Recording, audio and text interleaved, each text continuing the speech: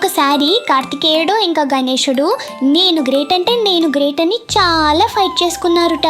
శివుడు నవ్వుతూ ఒక ఛాలెంజ్ ఇచ్చాడు. ఇద్దరిలో వరల్డ్ మొత్తం 3 times తిరిగి ఎవరు ఫస్ట్ వస్తారో వాళ్ళే విన్ అయినట్టు, వాళ్ళనే దేవుళ్ళందరూ పూజిస్తారు ఫస్ట్ అని. అప్పుడు కార్తికేయుడు వెంటనే తన పీకాక్ తీసుకుని ఎగిరిపోయాడు. గణేశుడు మాత్రం తన ర్యాట్ మీద అంత ఫాస్ట్గా వెళ్ళలేడు కదా, సో పీస్ఫుల్గా ప్లెజెంట్గా ఆలోచిస్తున్నాడుట. అమ్మ నాన్ననే నా ప్రపంచం కదా, సో వాళ్ళ చుట్టూ 3 times తిరిగితే సరిపోతుంది అనుకున్నాడు. అతను శివుడు పార్వతి అమ్మ చుట్టూ 3 సార్లు తిరిగాడు. ఆయన ప్రెజెన్స్ ఆఫ్ మైండ్ చూసి శివుడు చాలా అంటే చాలా హ్యాపీ అయ్యాడు.